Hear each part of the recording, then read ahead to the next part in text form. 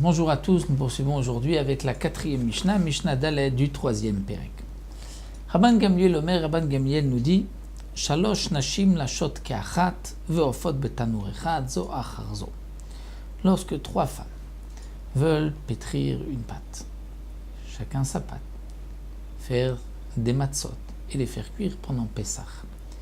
Rabban Gamliel nous dit aucun problème, les trois femmes peuvent pétrir en même temps et faire cuire dans le même four l'une après l'autre, c'est-à-dire même si une pâte doit un peu attendre le temps que la première pâte cuise, le temps que la première femme termine, on ne craint pas que la pâte va devenir chametz. Chachamim disent non. Shalosh nashim oskot babatzek achat lasha vachat orechet vachat ofa. Chachamim nous disent trois femmes peuvent effectivement utiliser le même four, mais lorsque elles vont être en décalage permanent sur la préparation de la pâte. C'est-à-dire que la première va pétrir sa pâte et les deux autres vont attendre. Lorsque la première a terminé de pétrir la pâte, elle va ensuite être au rechet, c'est-à-dire préparer les matzot, étaler la pâte. À ce moment-là, la deuxième va commencer à pétrir sa pâte à elle. Lorsque la première va faire cuire la pâte qu'elle a préparée, la seconde va passer à la deuxième étape qui est d'étaler la matzah, la former, et la troisième femme va maintenant pétrir sa pâte et ainsi de suite. Elles vont travailler en chaîne l'une après l'autre, chacune avec sa pâte. Elles vont donc pas en même temps pétrir, en même temps préparer et attendre l'une l'autre devant le four. Et avec ce décalage-là, il n'y a aucune crainte puisque la première va travailler directement, pétrir, former la pâte, former les pains, les matzot et ensuite les faire cuire dans le four. Et les autres vont suivre à leur rythme.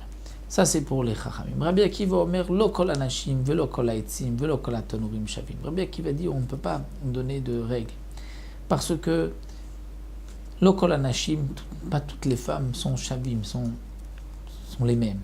Il y en a qui travaillent plus vite, d'autres moins vite. De même lo kol ha'etzim, pas tous les bois sont les mêmes. Parfois il y a un bois qui est un peu humide, qui ne brûle pas bien. Lo kol ha'tanurim shavim, les fours ne sont pas les mêmes. Donc, on ne peut pas donner de règles. C'est vrai que, nous dit le Barthénora, pour Rabbi Akiva, il faut faire comme les Chachamim. C'est-à-dire qu'il y ait toujours le travail dans la pâte. La pâte soit toujours travaillée. On ne peut pas laisser la pâte en attente. Il faut qu'elle soit toujours en travail. Et Zéaklal, voici la règle, pour ne pas qu'il y ait donc de problème. Tafar tiltosh batsonem. C'est-à-dire tafar, si la pâte a gonflé, elle commence à gonfler, donc on craint qu'elle va ainsi fermenter, alors tiltosh betsonen. Elle va tremper la femme sa main dans de l'eau froide et ensuite refroidir avec sa main la pâte, puisque le froid empêche la pâte de fermenter. Donc ça c'est la règle, dès qu'on voit que la pâte commence un peu à gonfler, tout de suite on va mettre un peu d'eau froide, un peu de froid, et la pâte va ainsi donc ne pas fermenter. Donc voici pour cette quatrième Mishnah où nous avons la machloket entre Rabban Gamliel, Chachamim et Rabbi Akiva.